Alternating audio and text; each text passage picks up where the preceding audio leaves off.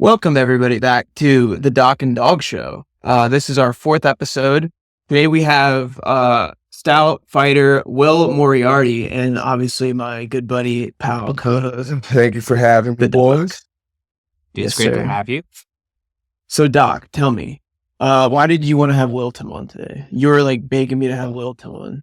Well, Will has an interesting background where he does train, but he also works full time. So it's not like he's fully committed and like only in fighting. So I think his story's pretty awesome to hear. And I think it's good for people to listen to, that you can still train, pursue things that are hard and still make a living. So it's like cool to see like that aspect and not feel like, damn, I can only fight, I can only work. You can kind of do both if you put the time and effort in. Yeah. What is it that you do for your, like, can you explain it in depth? Because you've told me a couple times, like, when we're just talking, but like I don't fully understand it. So you're like a staffing company, so you find employees for companies, basically. Yeah. So like what I do is it's called Coordinating Staffing LLC, and what we do is we staff nurses in homes for home care, and we used to do like facilities and stuff like that. But the majority of what I personally do is just I just do something simple of just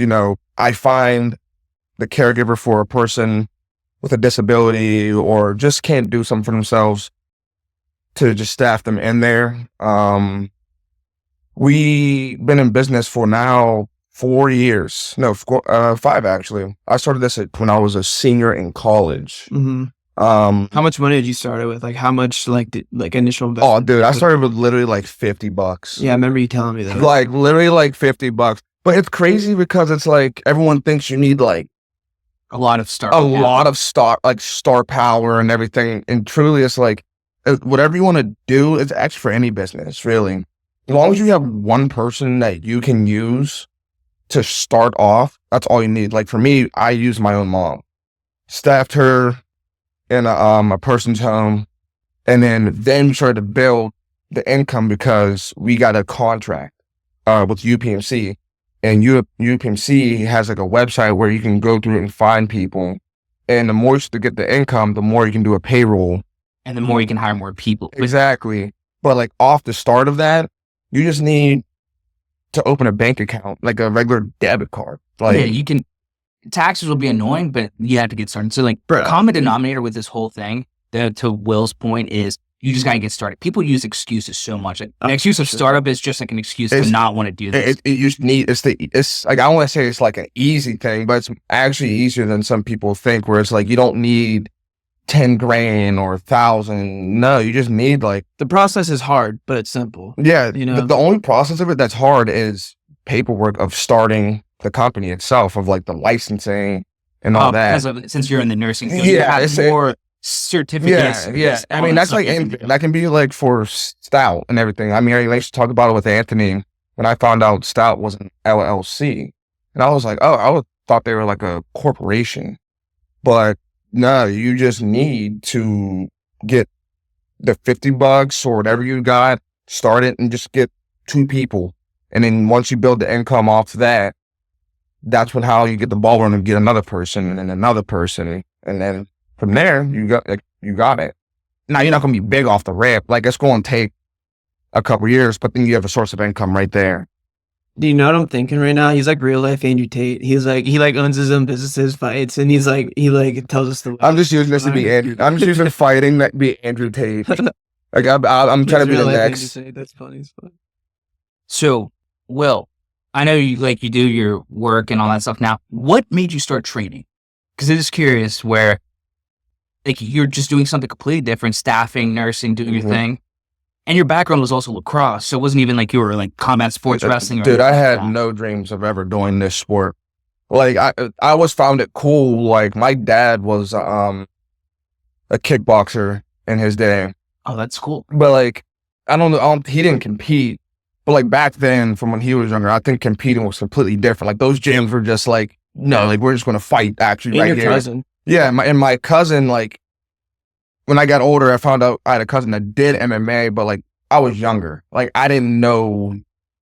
He trained with Mike, right? I remember when I brought it to Mike's attention, like, hey, like, my cousin said he knows you, everything. I was like, He's like, who's your cousin? I'm like, oh, I'm Justin Steve. He looks at me just like, your cousin's Justin Steve. No, bro. He's like, you know how much, bro. Yeah. Bro. And I'm like, what? I was like, yeah. He was like, you do realize, like, he's like my best friend. Like, I was in his wedding. And I was like, what? What do you mean? I was at that wedding. I mean, I was like, probably like, 5, 6. like I was a little kid. And then, my first fight, I texted my cousin, like, yo, I'm fighting in West Virginia, Morgantown. And he told me, he's like, oh, well, funny thing is, I'm commentating. And I was like, oh, no way. And then I remember Will was wiping my hands, like, I'm getting like, the first fight nerves out. And all I feel is Mike just hit my shoulder. He goes, yeah, I think this is your best friend. I turn around. It's my cousin and Mike just like hugged up. And I'm like, yo. Well, I wasn't really like looking to compete ever, just to like train, like I was a lacrosse player. I was used to competing, doing the sport just in general. And, like once we were out of college, bro, like you want to just still keep in shape. Everyone does that couple years of like lifting, trying to get big. And I'm like, I did that. And I'm like, shit's boring. That's so boring, bro. Like, and like, what am I doing? Like, I got to the point where I was like 185 and I was like sick. Why? Like, dude, it's funny. That's why I started training at Stout was like, I've been lifting for like 4 years, 5 years consistently. And I just got bored. It's the most boring thing. And it sucks because boring builds muscles and does all that stuff. But like me mentally, it's just my brain can't be bored. Like I'm surprised I stuck with it for 4 or 5 years without wanting to blow my brain cell. Yeah. Like, he has to take a doctor and never immediately out, bro. And then it's like, he needs to exercise his brain. When I first really started doing it, I went to a gym called Top Tier. I just looked it up on Google. Like a person who doesn't know like wrestling or any like form of combat, you don't know what any good gyms are. You don't know. They were just popping up when you typed in MMA too. Exactly. Like, paid for the advertising. Yeah. Listed Yeah. so like, Right. Oh, fuck yeah. dude, it's just good business where like they know like SEO and advertising matters. Yeah. Right. So like I knew like when I looked it up, like I saw. It's not your fault, bro. No, bro. Like I saw It's Stout. not my fault either. Like I saw Stout. I saw the Academy. I saw Top Tier, and then Top Tier was the closest to me. I didn't. Usually has to do it to like people pick for their first or second gym like, in the beginning. Just something close enough. They don't want. No one wants to travel 40 minutes for an unknown. Right. And so when I'm typing this place in, I looked it up. Saw they had MMA and stuff like that. And no, granted, like I know there is a Stout location in Zealand, but when you type in on Google Stout, the first thing that popped up for me was the Stout in the Strip. But that was before like I knew that you can go on and look at the different branches and stuff like that.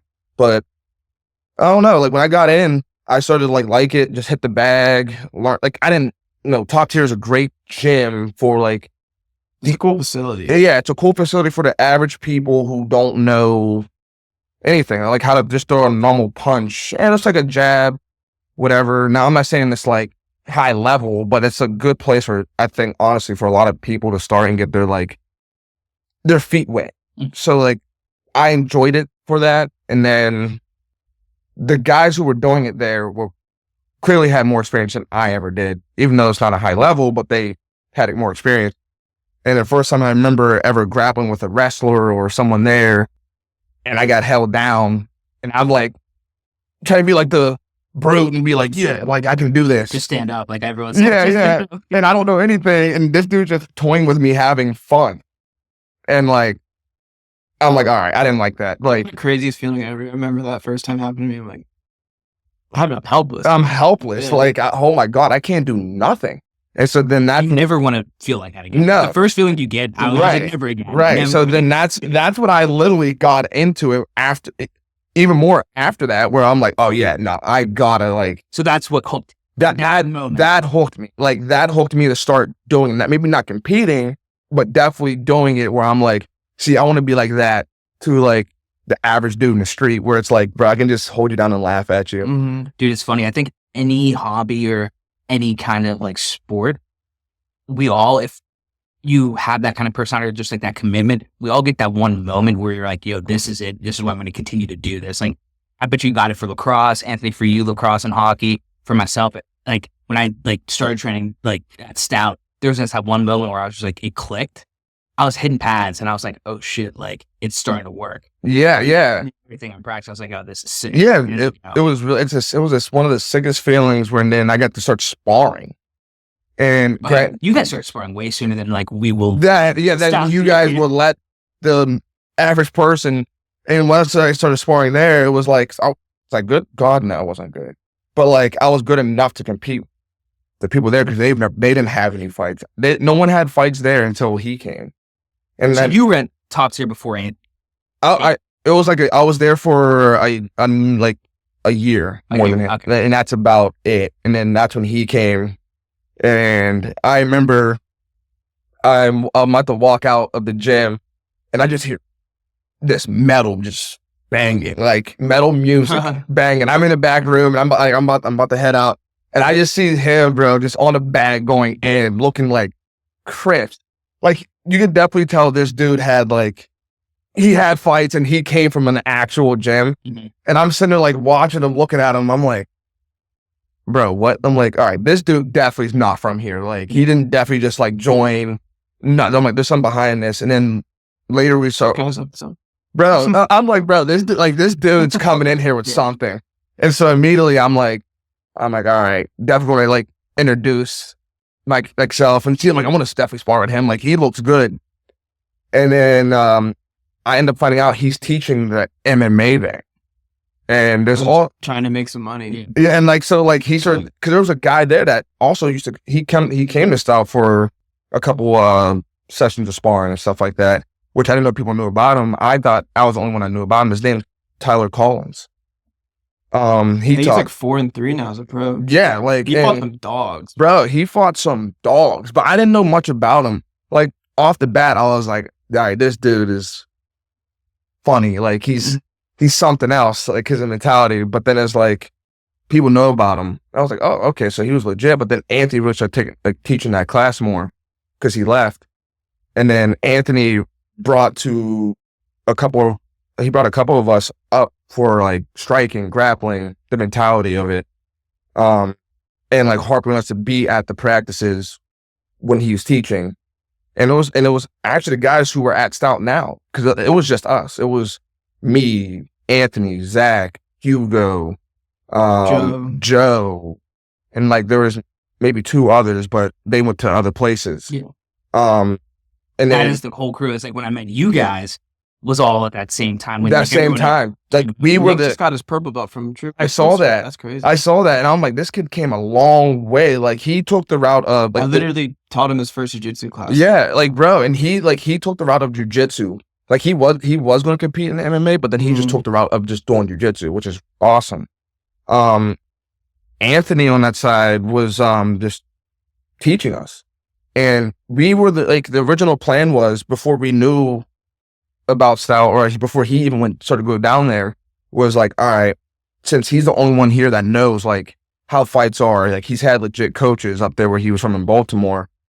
The original plan was going to be, we're going to start the MMA team here. Like this is going to be the MMA team. He'll be the coach. And then maybe we can get like another coach or something like that to corner.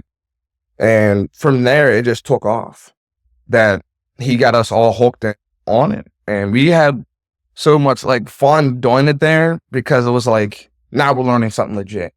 And it's cool too, because like you mentioned the facilities were like pretty dope. Because I know in that like tween point where you guys are still at top tier and starting at Stout, we would have people come train with you guys at top tier to use the cage and stuff like that Thursday. I forgot what day it was. It was just like one random day where like also like when I came from Bauer House, like we had MMA practice every night, like Monday, Tuesday, Wednesday, Thursday, we had an MMA practice. So like when I moved up here, I didn't have that. And I was like itching to get on that schedule. So like I found that way with them. I was like, okay, well, we're just going to have an MMA practice every night because that's what they want to learn and that's what I need to be doing. Mm-hmm. So that's why we were doing that, which I liked for a little bit. But then it just got to a point where like I realized that like I can't be running this gym for pennies and still trying to fight and train, and like I'm not even really, making like ends meet doing this. So because you still had your career and like where you wanted to get, because you weren't even pro at the time, so you were still a amateur fighter. Yeah, and you're trying to be a coach at that too. It's hard to put two hats on. Yeah. It's very hard. But I loved it though, to be honest. Like I thought it was awesome that I was being like able to, like show these guys like just the very basics that I was able to show them at the time, because I was only like a 2-1 amateur. Yeah. But even so, like it was super fun, like bringing Drizzy up and bringing him up and bringing Hugo up, and Joe Lehman. And I feel like there was another one too. It was Zach's buddy. Yeah, Ryan. It was Ryan. He was getting pretty good. He was actually really good. He had prior boxing. He was really good. I thought he was also going to keep tagging along with us, all of us on that. And I think he has like a legit like construction. He owns a construction. Yeah, and I think that's the one that Drizzy works with. Yeah, he'll make way more money. Yeah, and that's why it was like when we all transitioned to Stout, he brought to my attention about Stout. Like I found out from him. And he was just like, you guys need to go to Stout and get some sparring rounds there. And I will never forget it. I remember I came down to a Saturday for my first time, and the first person I go against is Miguel. Oh, dude, what a way to start your Saturday morning. Like, I will never forget that. And like, again, like this, I'm talking about I have top tier training. Like, and I don't have no type of positioning, no actual combos, no actual, like, this is how I should be doing it, in an actual way. And I threw the dumbest thing on Miguel. I threw it like a weak, weird crescent kick off rip. Some bullshit. Yeah. And I remember he starched me. He literally looked at me. It was just like, it just came down like Miguel way. Yeah. And I'm like, I'm sparring all these rounds. Vibrated your chin. Bro, and I'm sparring all these rounds, and I'm like, I'm horrible. I'm like, I don't know anything. I'm like, and the more when I realized that, I started coming more down the South. But Anthony was still teaching up then. I was splitting between the gyms. And I'm like, yeah, like Anthony just ruined me. I'm gonna have to leave top tier and go to this gym, because these dudes down here are monsters. And like the coaches and everything, like he introduced me to Mike, and Mike was like real cool, like, oh, okay, like, yeah, we'll get you set up and everything, the classes, you can come to the practices and stuff like that. Because I still had some type of like ground base, not at the level of some during that time, but like I still had like a ground base. You like understood certain things. It's not like we were like fully through like a fundamentals like curriculum at Stout, but you like knew positions and would. Yeah, like I knew how to turn a jab over. I knew how to throw a proper hook because of top tier, but I didn't know. I needed more structure. We just needed coaches. Yeah, like we needed coaches and the structure. And I think the big key too is the curriculum. I think that's the one thing that's super underrated, and I think a lot of gyms start to copy off Stout and stuff just because we're like one of the older gyms here. Is how we structure our curriculum, where like we have 3 different levels for both arts. Like for Muay Thai boxing, like the striking, we have fundies, intermediate, advanced, and then also for jiu-jitsu we have fundies, intermediate, and advanced, and like there's a rhyme or reason to it, and it makes it so much easier when you have like you're going from point A to point B and you have that road to follow. Yeah, because it just makes learning easier. Because like you said, look, so what, you were at top tier for a year, 2 years before you went to Stout, and you know how to do some of the fundamental stuff like hooks and all that stuff, but you didn't know everything. Where like our curriculum, like you learn fundies in less than 3 months. Yeah, exactly. Like, you're not going to be good, but once you know like what forms. And then in jiu-jitsu, it's like a little bit longer. I think it's almost like a year, which makes sense. Jiu-jitsu is a hard ass, like it's like human chess. Yeah. You learn A to B and like everything you need for fundies, like to get in and out of positions and be a good white belt. Right. By the end of it, because you just need a little bit of structure. Speaking of really good white belts, are you going to belt promotions today? Yeah. I can't make it.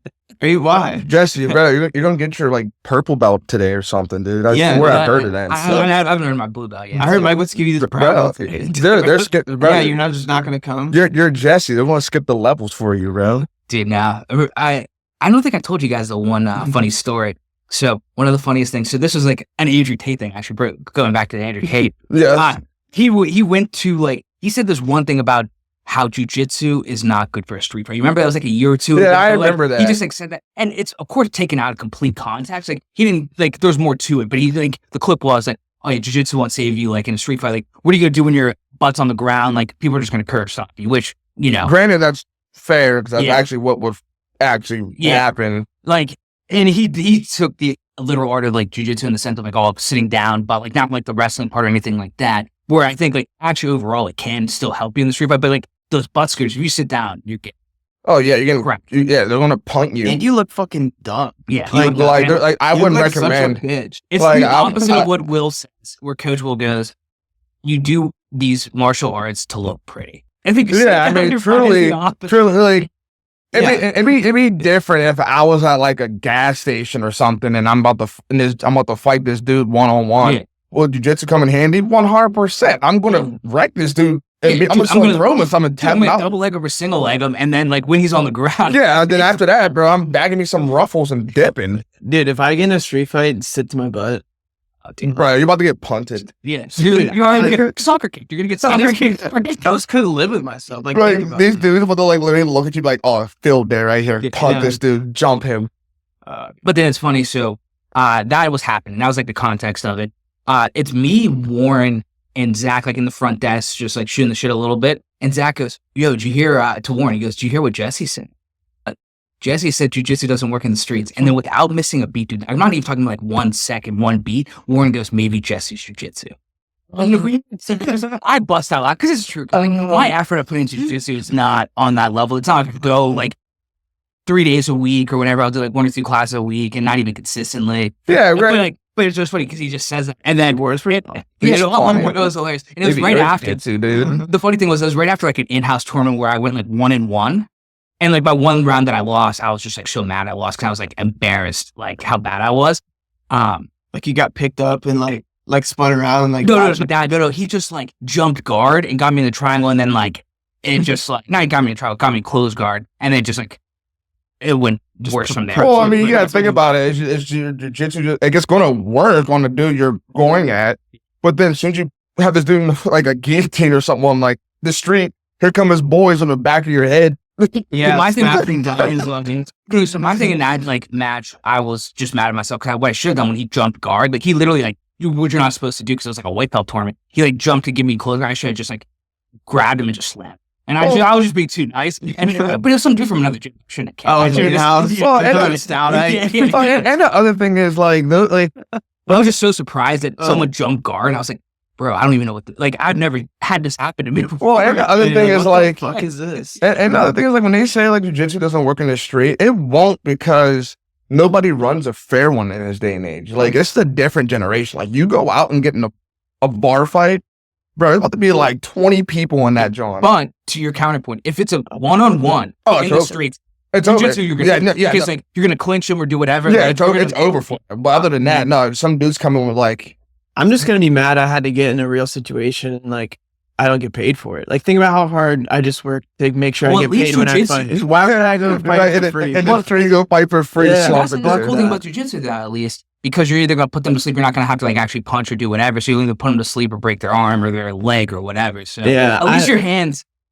Yeah, and bro, the other thing is I'm not trying to get shot. Yeah, like bro, you great. I just slumped this kid. Great, he's coming back with a 4-5. I want to carry around a bunch of waivers with me, so if I ever get pissed off, like here, sign this, bro.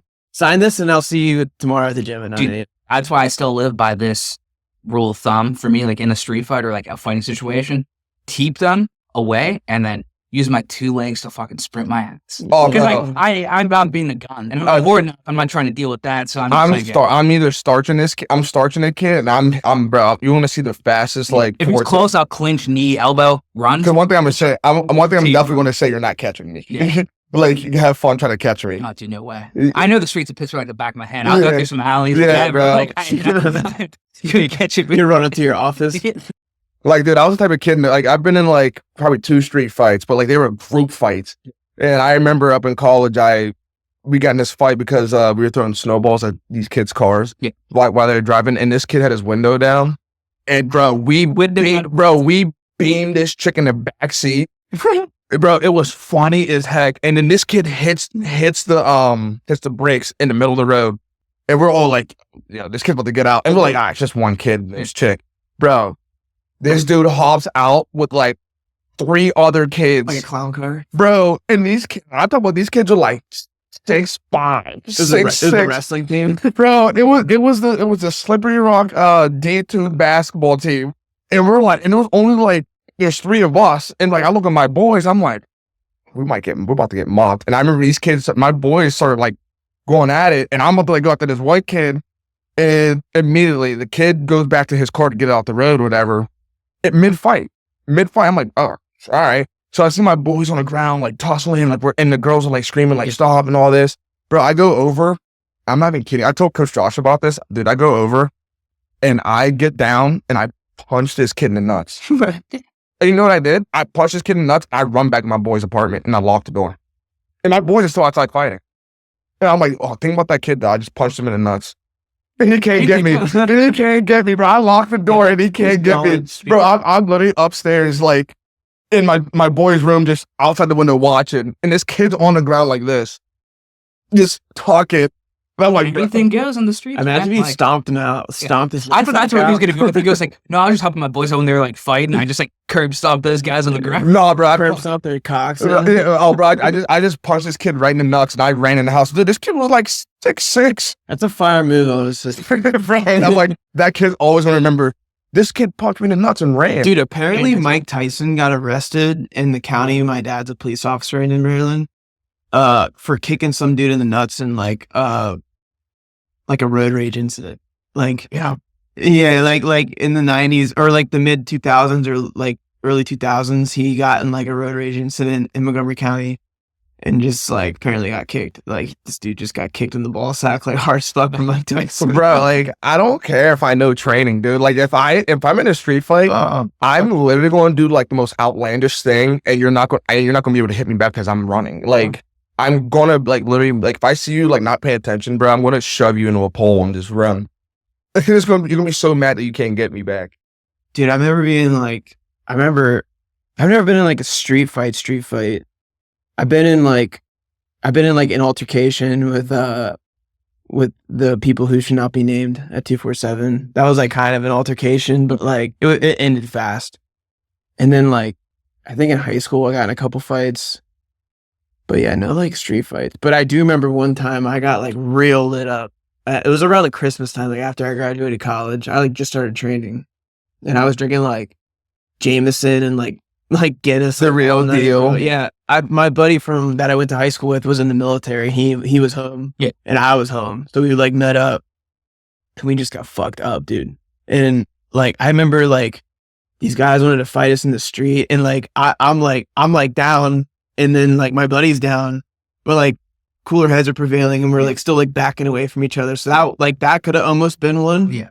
But like I was blacked out. So I don't know what would have happened. That could have gone so wrong. You're like, yeah, all right, dude, I'm out of this. As we're looking for our ride. So like the ride's probably like waiting on us and like we're like trying to get into a fight. It's fucking crazy. Probably like waiting on us and like we're like, oh no, dude, yeah, street fights can end. And the worst thing you can see Will's trajectory too, like going from street fight in college to now fighting in the cage.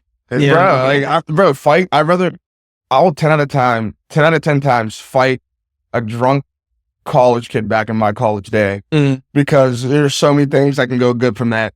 It's just so easy. It's just so easy, bro. You don't have to fight them. You just literally do something stupid, like bro, literally like as I did, punch the kid in the nuts and just dip. Oh, because you guys know Tammy, right? The black belt. Yeah. Stout. He's been putting a couple reels on Instagram about like watching these like people like in street like altercations like jiu-jitsu guys, and you just see like when there's an actual skill discrepancy, like someone knows it and someone doesn't, how one side is. Oh like, yeah, that's how it was when I started rolling a top tier with everybody. Bro, it wasn't even Will Tim's like flat on his tummy, like so you got him in like the most compromising positions that you never want to be. Bro, the first I'm time trying to take his back, and he's like, it's like hard to take someone back who like doesn't know like jiu-jitsu because they're like laying off flat and like not moving, like, just not doing anything. In like MMA, I'm like picking his and everything else. Like, you're in a way worse spot. But you're just thinking in your head, like, oh, I'm not giving my back. I'm not going to let him. I'm like, and bro, like the other thing was like my first time ever getting dazed and rocked was by Anthony, and it was just me, him at top tier by ourselves, and we were like, let's get some spar rounds, and we're sparring.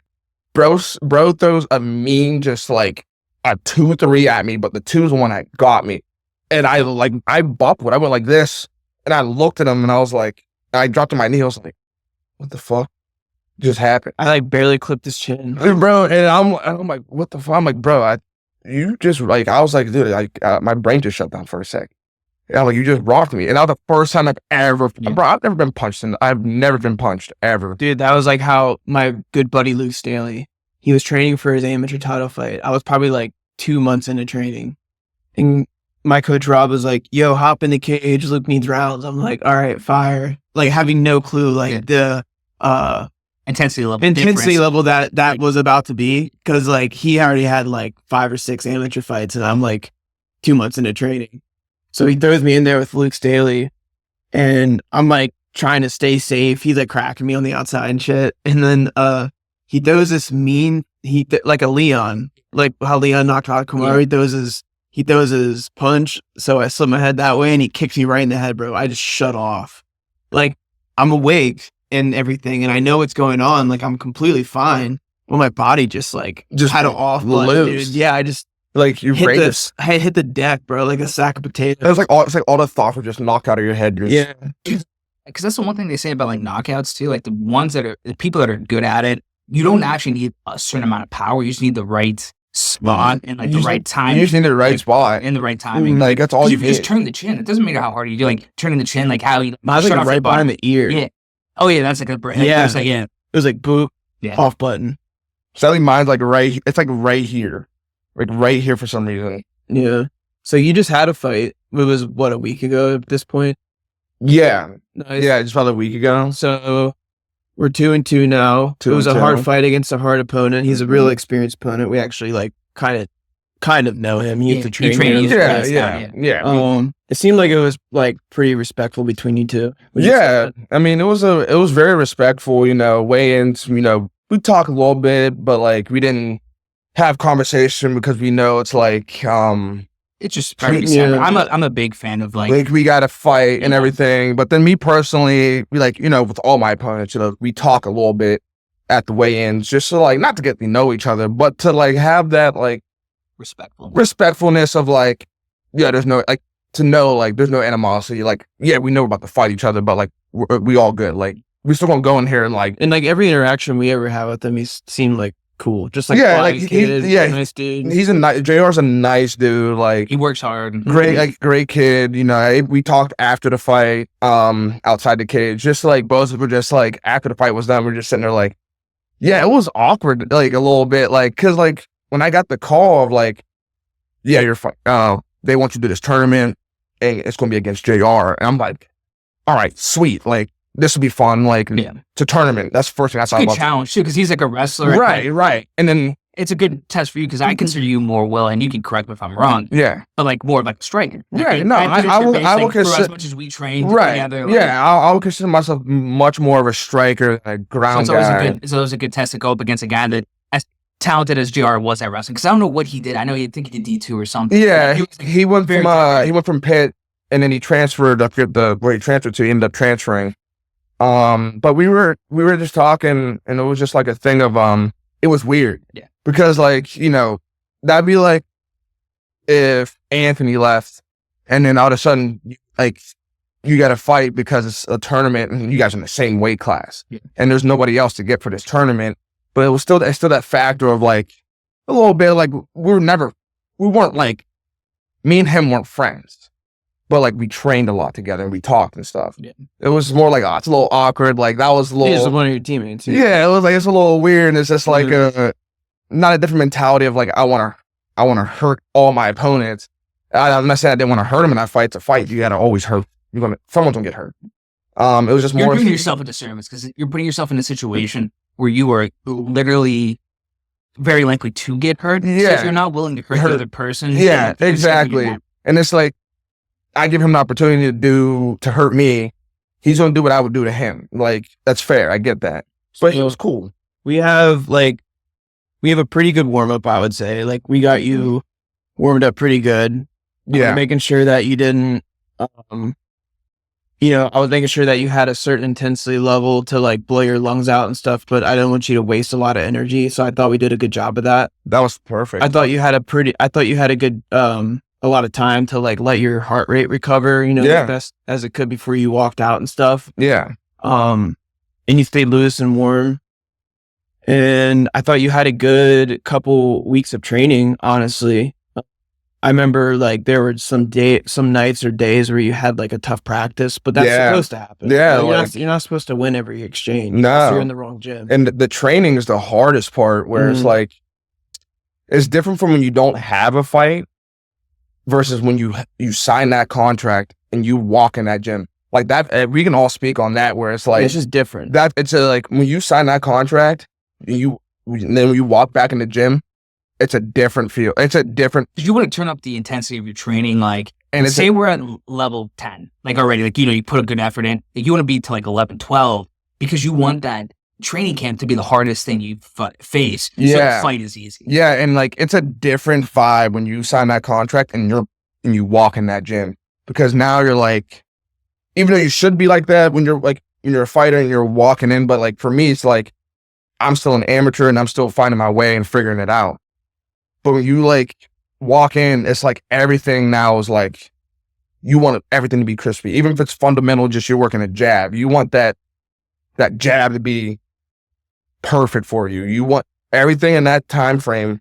You want everything to be on lock, and you're on go mode. Like you're picking certain training partners. You're picking who's holding mitts for you in class. You're picking your schedule of, okay, do I want to go to competition team practice in the morning for grappling? Like it's a whole different mentality versus when you don't have a fight coming up and you're in the gym. Like I'm not saying you can, like you're slacking off, but you can put other things ahead of it. Yeah. Like right now your attendance 50-50, but then when you have a contract, it goes 90-10. It goes 90-10 so quickly. And when you're in that gym with no fight lined up, you're in there like you're trying new stuff. When you're in camp, you're not trying new stuff.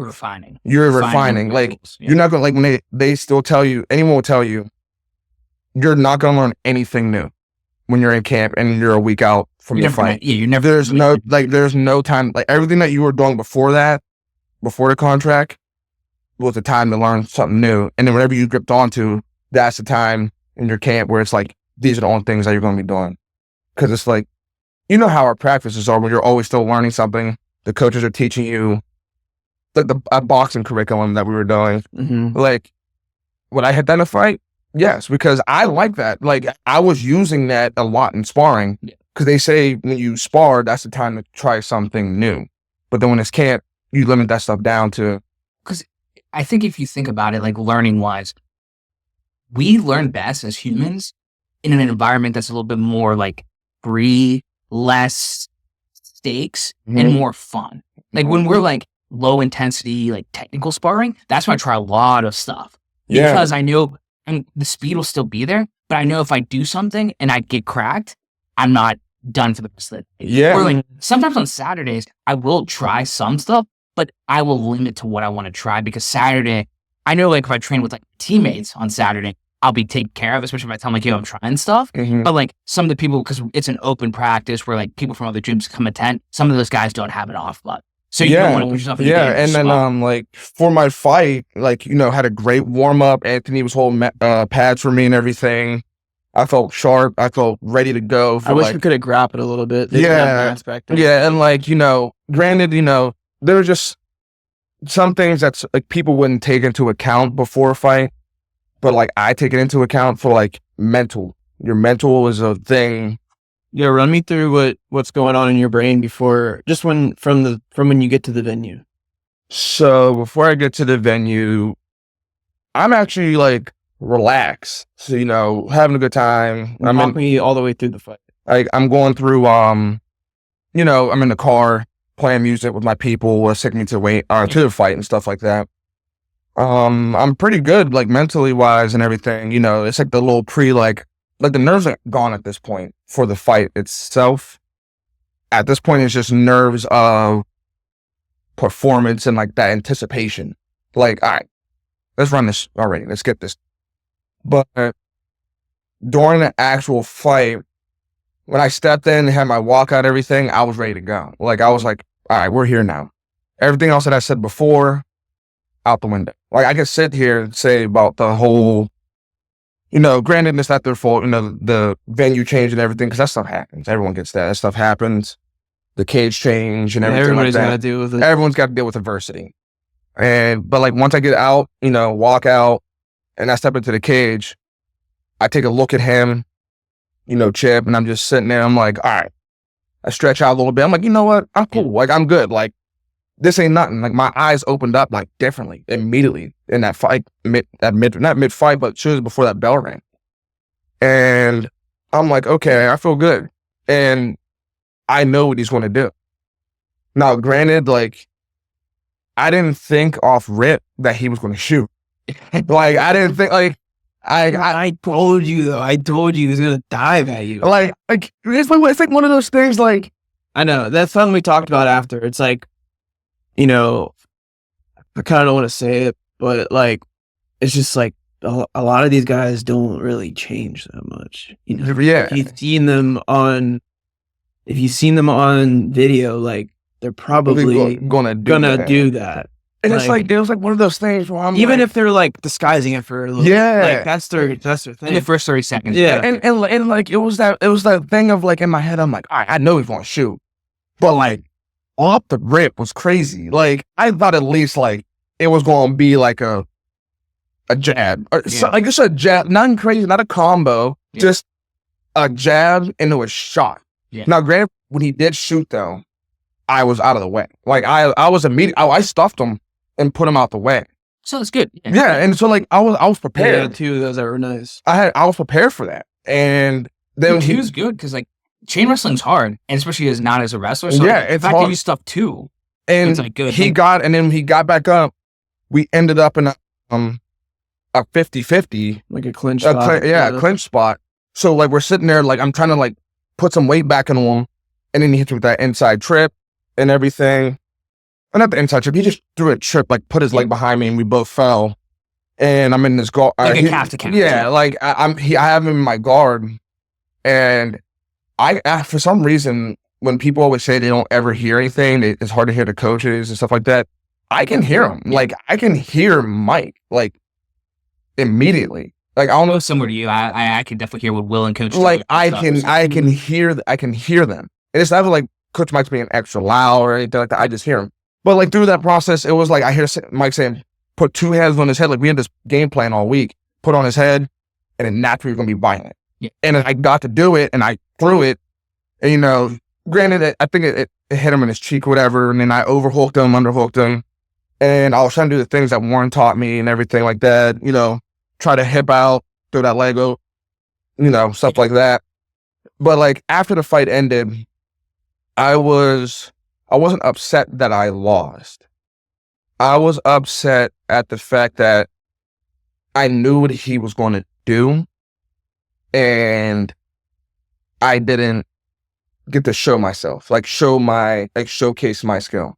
Like I didn't get to at least show that I'm a great striker. Like everyone in the gym knows, like they've seen me fight, they've seen me spar. They know I got more than that in that fight. It's just like my first fight. Yeah. Like everyone knows I can do more. I was more so, I was really upset at that factor more than anything. Because it was like this is the first time I get to actually fight back home. The thing I've been wanting the most is to fight back home. And that happens. So after the fight, I'm in the back with Anthony, Brian, Lucas, just like in my head, just like, I didn't get to showcase it. I didn't get to do it. Like, yeah. That's cool. the biggest regret. Yeah, like cool if he's going like it was like a minute. I mean, so it was like one round. Yeah, like cool if he's going to take me down, like great. But at least like if I was like able to just to show my striking. But like for me, I also take kickback on that because it was like I should have been. It's like the shoulda, woulda, coulda thing. But like in that situation, I should have been off rip violent. Like I think that's one thing you can work on. Just even I know naturally when we spar and all that stuff, you let other people lead the dance lot of the time you don't take control of like. Because it's that nice factor of my side where it's like nice. I relate. I was the same way. Yeah, like because it's like that thing of like. See, I think I'm at a disadvantage. So I'm like, I'm leading the dance. I don't think. I control freak. You just leave you control. Because I like it's something not control freak necessarily. I would say this because I can control the pace and like where everything takes place. I would hate to be on a sales call with you, bro.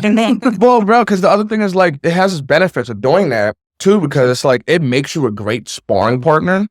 Right. Because you can't learn or do anything if we're going to sit there and bang the whole time. Which, granted, it's like it works. Like I think it's just a communication thing. Like there's gonna be a period of time where you need that hard sparring, right? It's probably gonna be like relatively close to the fight. And if those aren't, if it's not those set amount of times that you've set out for yourself, like beforehand, where like you're logically thinking in your brain, like, okay, I know that I need these couple sessions that are gonna be like bangers. Yeah. Set those, stick to those. And then just be like communicating with your partner, be like, hey, like I need to go like pretty hard today, like just letting you know that. Yeah. Or if it's not in those times, be like, hey, I need to go light today, like this, that, and the other is messed up, whatever. Yeah, and the crazy thing is like my other 2 fights that I've won, every round that I've had before those 2 fights that I've won, I had like the hardest rounds of sparring. Like I had to go with him when I won my first fight. And we were throwing and in my second fight, it was with Tim Bailey. Yeah. And we were like, there's video of that on Instagram. Me and him were just slugging.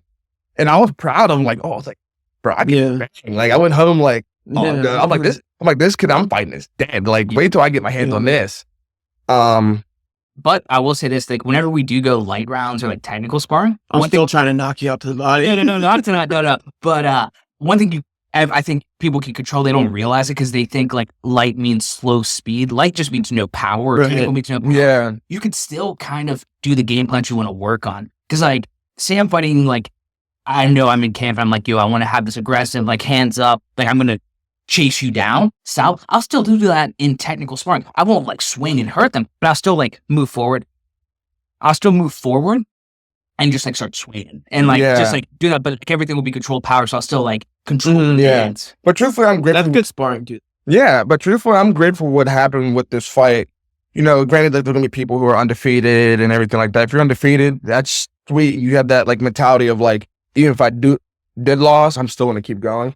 For me, it's one of those things. I'm a person that, which you have to like recognize stuff in yourself. That's like, I'm a person that gets comfortable.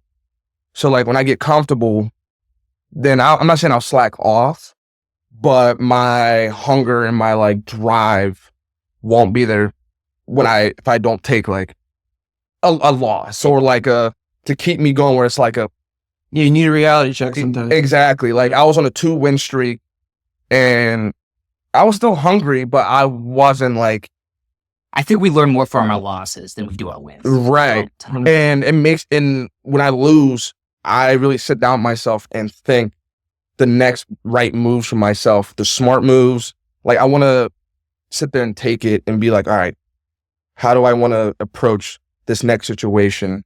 What's the rightful move in this situation for like my mental space? Like I know physically, like I can do it. Like physically I can go. Okay. So what do you think your goals are now? Now, like you're 2-2 with fighting. Like, what do you think your goals are next? Like, what do you want to do next? So my next goal is I want to get back in the gym and approach everything differently from like a fresh start of training. Now when I walk into the gym, you're basically over with the record. Yeah, like when I walk into the gym now, I want my mentality. Like I remember texting Lucas and him separately saying the same exact thing. Like I'm more appreciative to losing this fight because now when I walk into the gym, I know like every round matters. Like even though it's a sparring round or just a little live session, even if it's not like hard and like gassing you, like I need like a learning experience. Exactly. And it's like I need to try to win every round. Like I'll say, like, I'll be honest with myself. Like, I trying to win every round before, like my 3 fights? No. Like, I was like, I was in there working, like, I want to feel good, like, look good, like, you know, be able to land some stuff still. But, like, I wasn't on that mindset of, I need to be in there every round. I need to win. Like, I need to feel like I beat you in sparring. Yeah. Now, it might not have been like a hard, like, level of like, I'm trying to like actually hurt you, but I still need to walk away and be like, I won that. Like, I won that round. And not being able, like, every sparring session before this fight was just like, I just had fun. Like, it was like everyone gets like a participation award. Like, I just was in there just sparring, having a good time. But now it's like, I need to be at sparring, trying to win every round and actually dial it in. And then I think, Will, that's good. I think you're finally getting to that good level up spot now, because every sparring session, I felt from my experience, when you come into every round with a goal, and knowing that you have to win that goal. So like, necessarily you don't have to win that round, because I think that might be bad, because like there's mentally you might not be able to recover because you're not going to be able to win every round. But if you come into every sparring session, every sparring round with a mini goal, like something as small as like, yo, I'm going to pump out like my jab. If I know I'm pumping out my jab and getting them distracted, that's goal for this round. Or like for us, we're southpaw. Be like, yo, I want to throw this left kick to the body, to the leg, and to the head, and get them biting on my face. Right. Small things like that, knowing like those mini goals, and that will get you to where you want to go. Right. The stuff we were doing for Will's class, like that was my goal Tuesday. I was like, I want to hit the stuff that he's like teaching. Yeah, because that stuff works. Like it's a charm.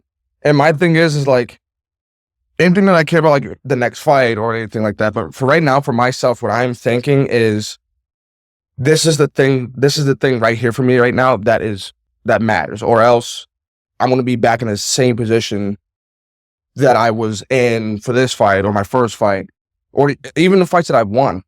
I want to now, like, this is the only thing that matters in my head of my schedule right now. Let's focus on getting that mentality of like how Lucas, Anthony, all these guys, you have that mentality of like when you're in there, you're dialing. I haven't developed that factor yet of, I need to sometimes actually like push that pace, be the fighter that applies it first, or not even first, but like, don't be so nice all the time. Like that's my main goal right now, to get that mental block out. And when you do, like, it opens. Exactly. It's funny. Everyone has a little bit different for it. Like for me, my thing was like, yo, I don't want to be embarrassed and gas out in front of my friends. Yeah. That's why I know how to. Because before that, I was like, if I lose, I lose. Hey, that I'll take, knowing that I did. You still don't look tired. Like yes, because like resembling back to like that fight last weekend, it was like that's what made me have this decision finally. Of that was like, I didn't push. Like my teammates are the ones that were telling me, Lucas and all them and Mike were like, be violent. And I know I can be violent. Like I know I can. But when they even told me to do it, my mental self wasn't. I listened to them. I know I was hearing them, but I didn't listen. I didn't actually go out. That was sparring me in that cage. Like that was actually like my version of stuff that always spars. That wasn't the fighter that I will be, that will go in there now and be like, dude, I know I'm in here. Like now I'm trying to actually take your head off or to you. Well, it sounds like, you know, that's a good thing. And it sounds like you're going to probably get a chance to like prove that rather quickly if everything goes the way it's supposed to. But Jesse, do you have any other topics you'd like to touch on? Yep. So we were lucky. We got to have a pretty fun one fight night card last night. So I know we all like watched a little bit on Amazon.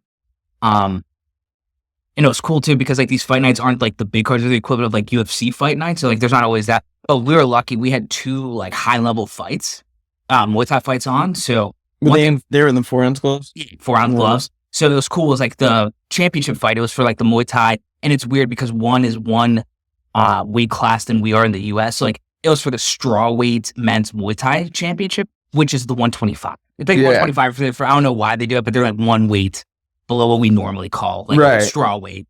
So it was like this dude from PK Sanchai gym called Project Chai. He's like this sick, orthodox, just Muay Thai fighter. He's like crisp with his boxing, which you don't see a lot with like the Thai guys. And he was just like flat, fast, all around total package. Because, you know, I bet he's been doing it since he was 7. Yeah. And then he was and then he was fighting this good challenger, Ellis Barboza. from the UK. So this fight, I don't know if did you guys get a chance to watch it or no? I didn't get a chance to watch that one. You did not. You told me to watch it, and I went to go sign into my Amazon. I didn't have Amazon anymore. Oh, you didn't have Amazon? No worries, dude. So this fight was cool. So one thing I'm not 100% with the rules for UFC and Bellator and things like that, or even just like kickboxing promotions in the US, but I didn't know this until I watched this fight, that there's a rule where like if you get 4 standing, it counts like you get knocked down like 4 times in a fight, it's like automatic loss. I know 3 times in a fight, it's a TKO. Like, sorry, not 3 times in a fight. 3 times in a round, it's a TKO. Okay. But if you do 4 overall in a fight, it's auto TKO. Yeah, I didn't know that. I don't know if it's like special with one or it's a normal thing. But this one ended up being like a 4-round fight, which is pretty good. That means like Ellis was actually doing well. So like typical fight with ties, they usually start out slow. And that's like one thing that was getting them in the one championship, because Westerners, we don't know anything but a pace. Like we're going to come out bang because that's like what we want to do. Bang. Yeah, we just want to bang. Dude, like especially these European guys are just like, yo. So it was cool. Ellis pushed the pace on Prajanchai, like was like doing a lot of volume round 1, getting a little bit in there.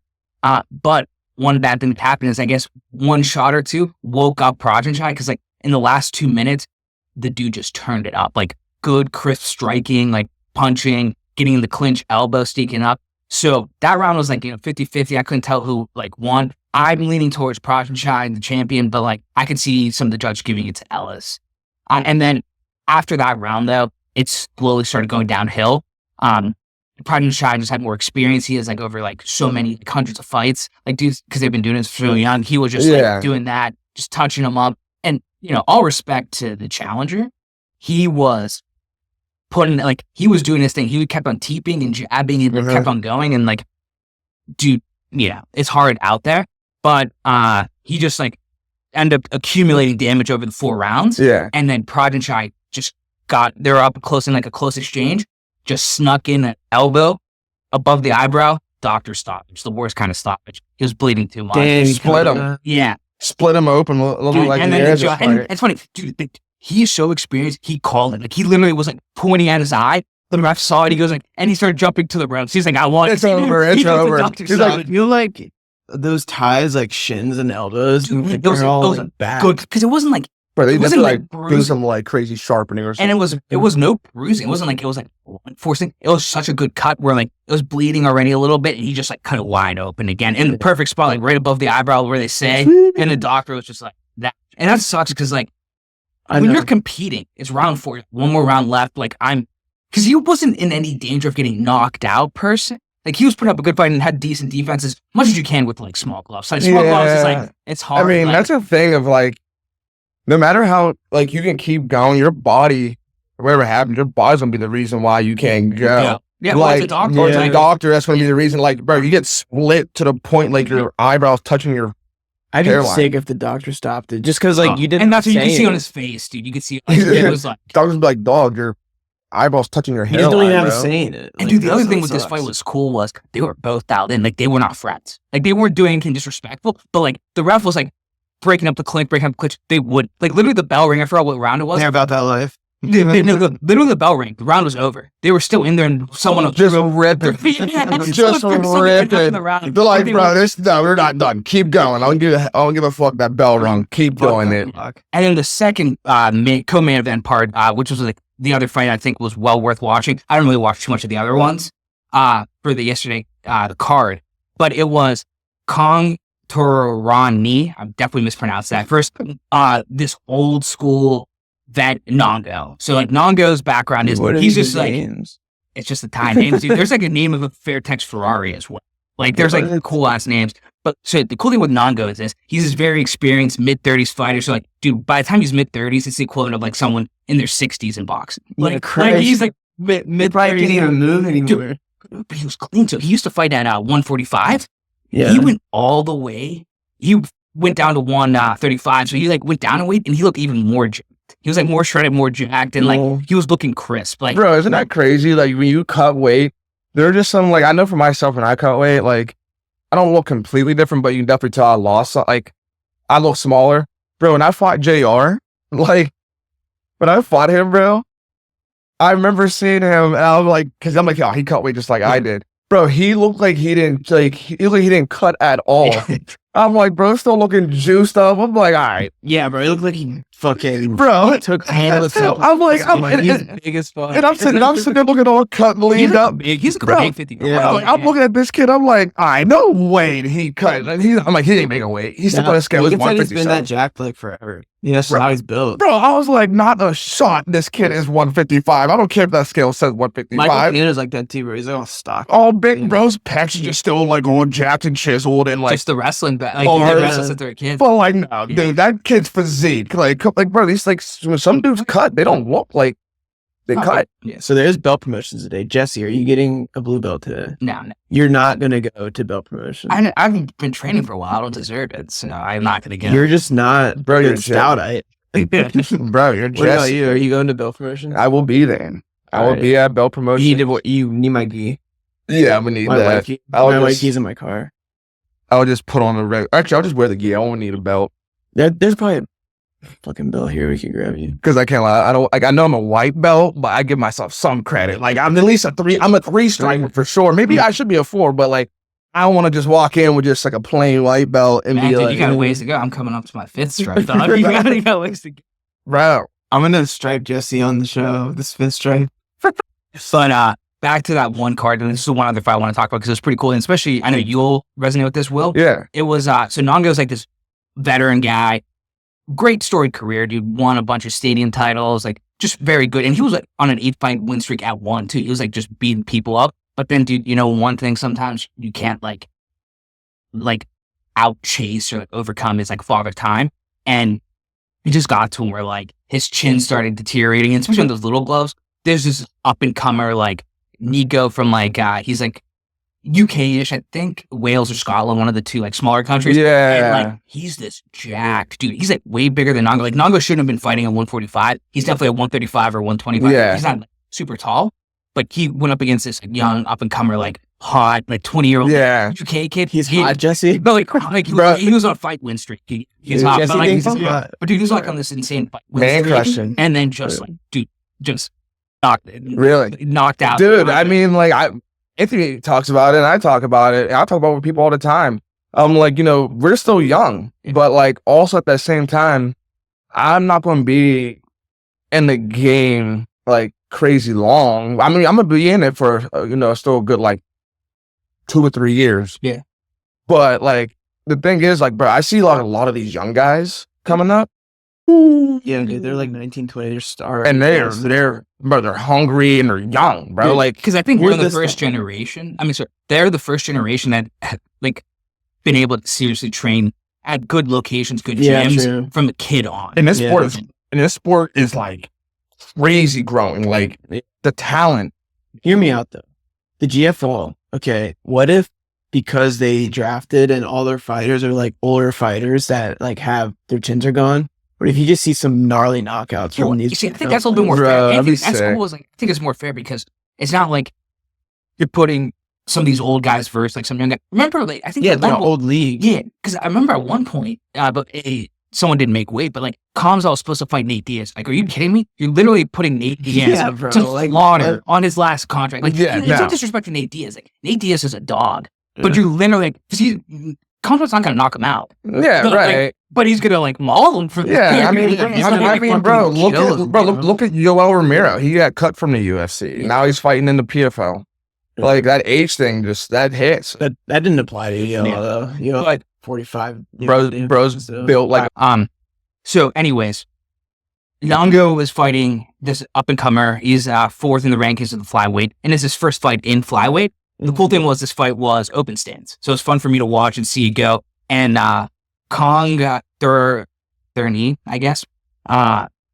He just fought Superlek and kind of like got Superlek is sick. Yeah, he got a little bit demolished on that. He gave him too much respect. So this one, they come out, and it's cool to see because like Nongo looks night and day different. Like he trained for this, came back, and he looks so much better prepared from like the previous fights where he got knocked out and it didn't look like his old self. Like this time he was like going back to his old self, and they're doing some sick exchanges. And with these little gloves, every punch counts, every kick counts, like all that stuff. It's different. And dude, it was like a tough 3-round fight, but Kong ended up taking the decision. It was a split decision. Really? He ended up taking it because he just put more volume out there. Like sometimes like Nongo was doing some more devastating like tie scoring things with kicks and like, not as much punching, but like Kong was throwing out punches while also kicking, and he had more volume. Numbers, bro. Yeah, numbers do matter, and the points mattered. And it was cool to see like he was also like TBing and like doing a good thing, distance control, and then getting to the clinch, and he was a little bit more dominant in the clinch as well. So that's what I always say. Don't leave it to the judges, but that's easier said than done. And it was a split decision too, so you know that like it was a close fight. Like it was definitely like round 1 could have been Nongo, and then round 2 and 3 was Kong. But that's the interesting thing, I think, with the 10-point system where like you got to score each round separately. I like that system, but like it's one of those things where like you can't rely on it. No. Like, everyone, and every judge is different. because technically points are an objection. Yeah, like every like everyone like you might consider a fight 10-9. You might consider the fight not like I might think the other way, and I might be like 10-8. Right. And we're all seeing the same fight, but there's no way to score it right now without like using our opinions. Until we can finally figure out like a standardized thing, you never want to leave it to the judges. Easier said than done. It sucks. It's so easier said than done because it's like, bro, it's a fight, and it's like this dude's not gonna let you put him down easily. And he like, we gotta really just go in there. Like you have the intention to put him down, yeah. But like your first focus should be to go in there and just fight and throw everything with power, but also land more than he's going to land on you. Yeah, dude. Well, and like it's cool to get access to these kind of fights, like especially seeing some good high level striking. Yeah, on Amazon, which is free for most of the time. Like if you have Prime or whatever. Yeah, right. See. And the nice thing is they'll put it on YouTube, so like you'll be able to see this in a day or two. So it's fun. Yeah. But yeah, dude, Will, we appreciate you jumping on the pod. Thank you for having me. Yeah, this was dope. This was fun. Thank you, sir. Thank you. It's always good to hear another story, especially because, well, you have a similar background, I think, more to me. We're like splitting time. Yeah. Seeing you do well with it. Yeah. It's fun. Well, that was episode 4, everyone. We appreciate you watching. Have a good rest of your day. Peace.